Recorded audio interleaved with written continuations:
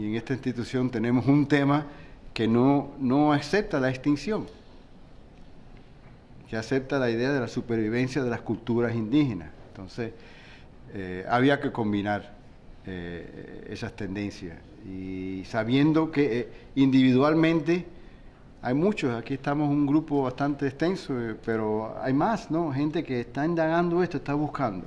Al mismo tiempo, existe una gran ansiedad al nivel del público caribeño. Estamos viendo, estaba ahora conversando con LYNNE Guitar, lo que se está viendo en República Dominicana, que sigue surgiendo esta idea, buscando estas raíces. Hay cosas de charlatanes, y hay cosas serias, y hay cosas genuinas y auténticas, y hay cosas raras, porque todos estos movimientos tienen muchas tendencias y muchos individuos, muchas personalidades. Entonces, se ha buscado hasta cierto punto cómo desacreditar lo que se está haciendo, pero estamos buscando la gente seria, la gente que quiere buscar verdadera documentación dentro de ellos, in situ, y en el internet, y de donde quiera que está surgiendo esta idea. En el mensaje de las piezas arqueológicas, los arqueólogos como Osvaldo, que están buscando con un ojo etnológico, un ojo etnográfico, un ojo sociológico también, están buscando las multidisciplinas para extraer el verdadero mensaje de las piezas, lo que dicen. En el arte rupestre, a mí me interesan muchísimo las pictografías que detallan momentos históricos en el contacto. Hay varias cuevas que tienen eso. Encantador eso, la idea de que los taínos de ese momento hicieran reportajes gráficos de lo que estaba ocurriendo, ¿no? Tenemos una en Cuba, también estamos viendo en otros lugares ese tipo de mensaje. Entonces, todo eso es lo que da raíz a lo que estamos haciendo, y nos juntamos con el Centro Latino, con gran interés también en las poblaciones de la diáspora caribeña en los Estados Unidos, que hasta cierto punto ha liderado anteriormente, no necesariamente hacia el futuro, pero se ha liderado esas ideas de la diáspora, que no sorprende. Los movimientos indígenas muchas veces surgen de los centros urbanos, de las poblaciones urbanas, volviendo a sus comunidades de base. Entonces, ese mecanismo se ha visto en otras culturas. Well, I've spent most of the last 25 years working with other specialists across the field of archaeology, anthropology, linguistics, demography, ethnohistory, showing that the extinction of the Taino is a myth. And I believe we've finally done it, helped along by science, helped along by mitochondrial DNA, which is proved finally once and for all, along with all the exhibitions of surviving culture, that not only the culture in the Dominican Republic, but the people are still and always have been Taino. In 1984, while I was in the Dominican Republic for the very first time, at that time I was researching for a novel that I was writing about Christopher Columbus, one of 3 that will never be published. But I was wandering through the vast part that today is known as Mirador del Sur, but at that time it was still called the Parque de los Indios. And at that time they had a beautiful, beautiful statue that I found. I think it was like on day 3. It was way at one end, way at the western end of the park. And it was a statue of a very naked but elegant woman. And beneath it, it said, and I wrote this wrong, it's La Poetisa Ana Caona. And I thought, wow, who is this? What does this represent? Her name alone was just beautiful in Spanish, Ana Caona. And I had no idea. Here I was thinking I was such an expert on Columbus and his family and his times and what he'd done, and I really had very little idea of who the Taino were. But that was the fateful day that I turned away from being a Europeanist to being an Indigenous. And I'm very, very, very grateful for that day, and very grateful to Ana Caona. I want to emphasize, as all you guys know, we use the term Taino, but when I say the term Taino and talk about the island of Hispaniola, Santo Domingo, that I'm talking about 7 to 9 or maybe more different tribes and nations. The unfortunate thing is that the Spanish chroniclers who lived at the time of the conquest and settlement of the islands in the Greater Antilles said that the Taino people were extinct. They never exactly agreed upon when. Sometimes it was within 1 generation, 2 generations, 3 generations. They almost all agreed it was by about 1550 rather. We know, though, that they had their own agendas for saying so, and that the extinction was an excuse for them to bring in more African peoples to work as laborers. There was a die-off of a lot of the Taino people. Very unfortunately, perhaps anywhere from 8 to 9 out of 10 died from battles, from overwork, and mostly from diseases that the Europeans and their animals brought with them, diseases to which the Taino had absolutely no immunities. And so they died of children's diseases according to the Spaniards. And the focus has always been on that horrible, horrible die-off, the massacre, even if it was unintentional on the part of the Spaniards. I've always preferred to look on the positive side. If 80 to 90% were killed off in those first 75 years, that still means that 10 to 20% survived. And that's where I've focused my research, on the 10 to 20% survived. In addition, all the new demography backed up by archaeological excavations shows that there weren't just 200,000 indigenous peoples on the island of Hispaniola when the Europeans arrived. There were more like 4 to 6 million. So if you add that 10 to 20% survived of 4 to 6 million, we're talking a significant amount of people that, yes, whose bloodlines live on through the current day and whose culture had a huge influence on the Dominican culture. Jorge, plus the U.S. archaeologist, anthropologist Dr.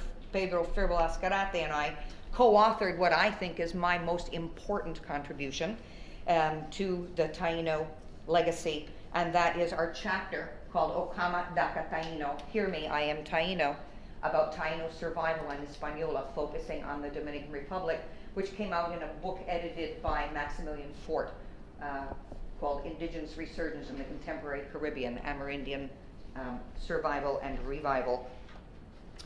My work, our work, about what it means to be Taino has motivated others to take fresh looks at their own research. The renowned U.S. archaeologist, Dr. Kathleen Deegan, thanked me for inspiring her to re-examine the work that she and her team conducted at Saline in Haiti. It is the only extensively excavated Taino residential site that was occupied both before and after the Spanish contact era. Deegan found that the Taino there, who lived alongside Spaniards in the town of Puerto Real for several decades, adopted very few European social cultural practices into their lives. Something everybody's always said, well, this, you know, the Indians changed immediately, adopting all these European customs and traditions. No, not true. In fact, Deegan notes that the scarcity of European artifacts at Saline is very conspicuous. Her reanalyses of the Taino in Saline reveal a considerably more pronounced regimen of post-contact cultural continuity and maintenance of traditional practice than anybody had previously recognized. On the other hand, the Spaniards adopted many, many, many Taino social cultural practices into their lives, into their daily lives. She says it's well documented archaeologically that Spanish domestic cultural practice at Puerto Real and other 16th century Spanish towns throughout the Americas was quickly transformed in response to contact with the American Indians, and not the opposite. I feel so happy that they have adopted me, that the people who are Taino, not claim to be the Taino, but the people who feel in their hearts and in their souls that they are Taino, I'm so happy they have accepted me among them and allowed me to be their spokesperson. Something that I've found, and it's a real shame, being white, being U.S. American, having too many titles, you know, 2 bachelor's degrees, a master's degree, and a PhD. they look to me, and when I say the same thing that the Dominican peoples and the Puerto Rican peoples and the Cuban peoples and the Jamaican peoples have been saying for a long time, that they are Taino, when they hear me say it, everybody pays attention. And that's been hard for me to accept. But I am accepting now that if that's part of my role, not just historian, not just anthropologist, but also to speak for the living Taino people, that I gladly accept the weight of that role. More specifically, Deegan led me to focus on the domestic sphere, everything that is dominated by women, whereas the political sphere, which male Spanish and Dominican historians have always focused on, was always led and dominated by the men. I often joke, but it's not a joke, that among the thousands and thousands of Spanish males who passed through, who either lived permanently or passed through Hispaniola on their way out, for the first 50 years, especially the island's conquest and settlement, that of all those thousands of Spanish men, not even the priests, friars, and monks were celibate. Therefore, a lot of Criollo people were born on the island of Hispaniola. Frank Moya Pons analyzed the Repartimiento census of 1514 and discovered that fully 40% of the Spanish encomenderos in the census were legally married to Taino women. And of course, many more had made love to Taino women, whether willingly or unwillingly, and many kept Taino women as their mistresses. And of course, they fathered children with them. In fact, the Spanish royal crown encouraged Spaniards to marry Indias. The Spanish crown wrote that this could be very, very useful and advantageous to the service of God and the kingdom, as well as convenient for the repopulation of the island. Just 4 months later, another order to Colón from the crown reconfirmed its commitment to encourage intermarriage between Spaniards and Indias, insisting that no impediment whatsoever be put in the way of these marriages. So while centuries later it was prohibited, early on it was encouraged by the crown. So, and this is the result, of course, some of those beautiful, beautiful Creole people of the Dominican Republic. I joined a group founded by a wonderful Dominican researcher, scholar, and musician named Erica Mateo. We have a group called Guavansex, Viento y Agua, that has now spread to the United States. And our duty to future Dominicans is to change the textbooks, to change the way the teachers think, the knowledge that the teachers have, and change the textbooks so that Dominicans grow up knowing that they are not just Spanish, that they are a mixture of African and European on top of their indigenous genetics, their indigenous culture.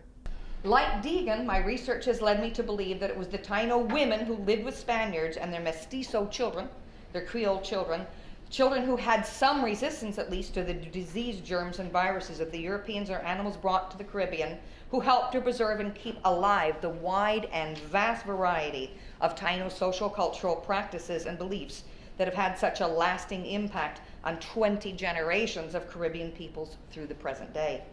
The other major group that helped preserve both the bloodlines and the culture were those indigenous peoples who ran away from the encomienda system and together with runaway Africans created what became known as Dominican campesinos and campesino culture, meaning people and culture of the countryside, not urban people and culture. Both groups mixed together both their bloodlines and their cultural beliefs and traditions. Despite the long-held belief among Hispanic scholars that the indigenous peoples of Hispaniola were wiped out within a couple of generations, we know today that it was an error, a myth.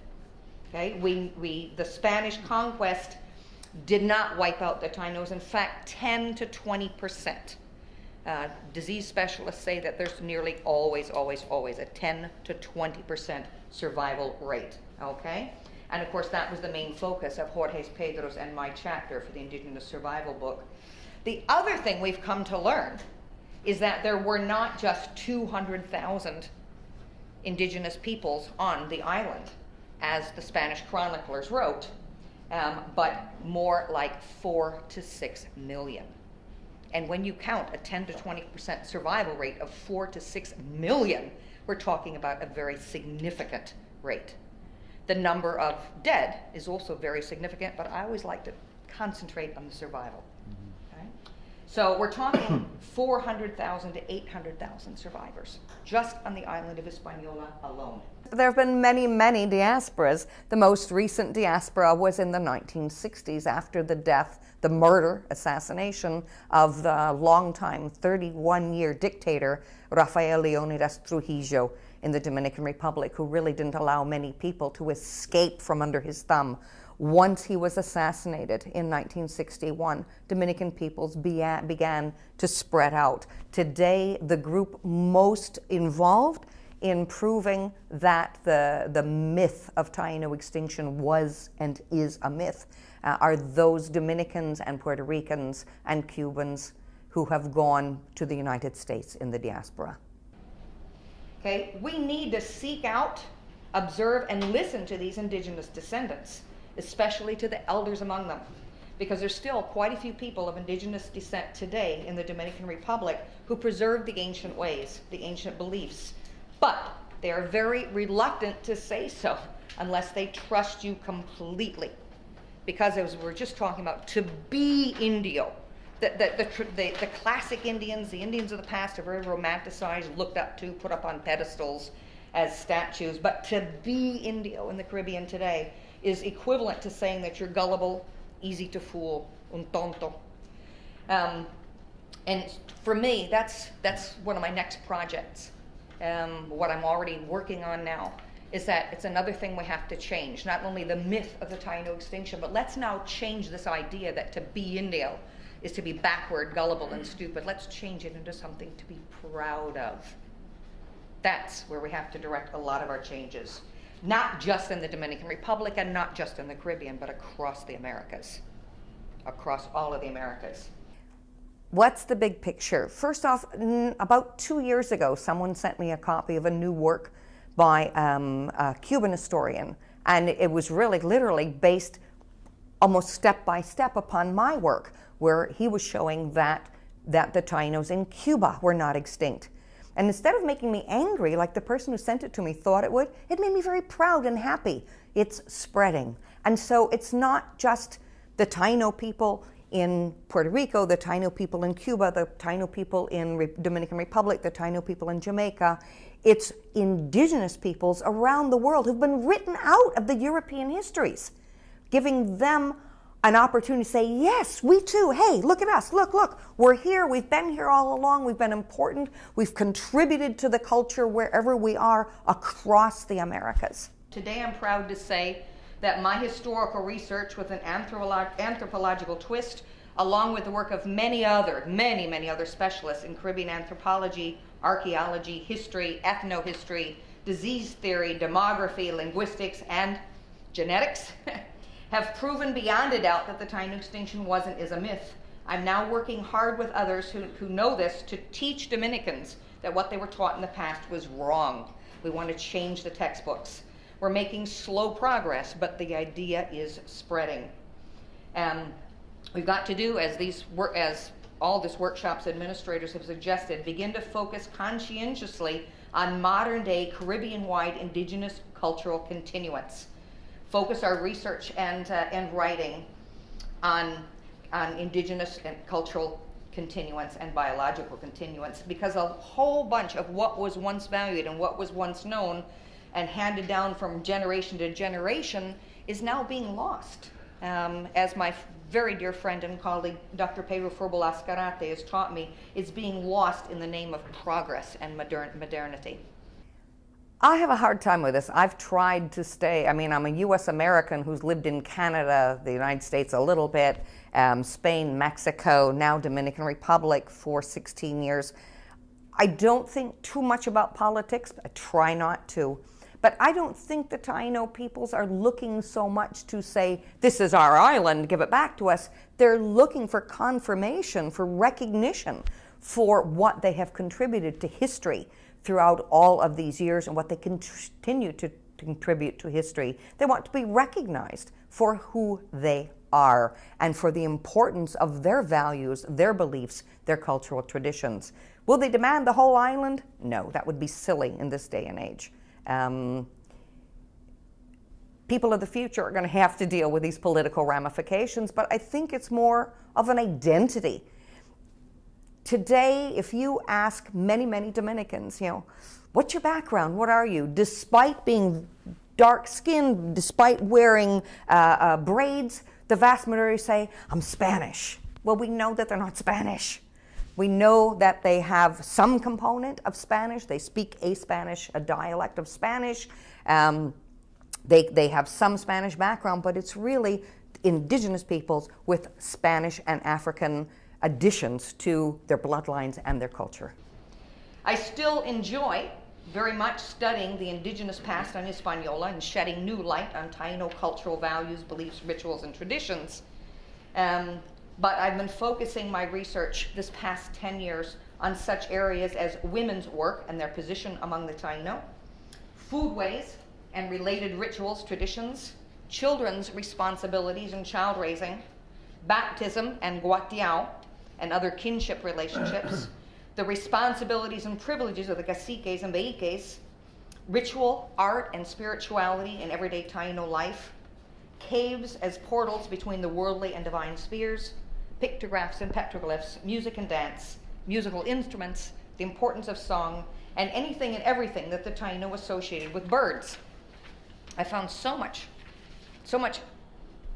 communality between Tainos and birds and the way the Tainos often use birds to represent themselves in the arte rupestre. I think it's maybe because both birds and humans walk on 2 feet and appreciate song and music. And also the fact that the Taino appear to have especially appreciated aquatic birds, because birds can traverse the 3 sacred spheres of water, the earth, and the air. And so they're quite admired by the Taino. I think that the Smithsonian Institution backing this exhibition that will show the whole world who the Taino were and who they are today will give great impetus to the Taino people. And I hope that, unlike for the past 25 years when I say I work on the Taino, people go, who?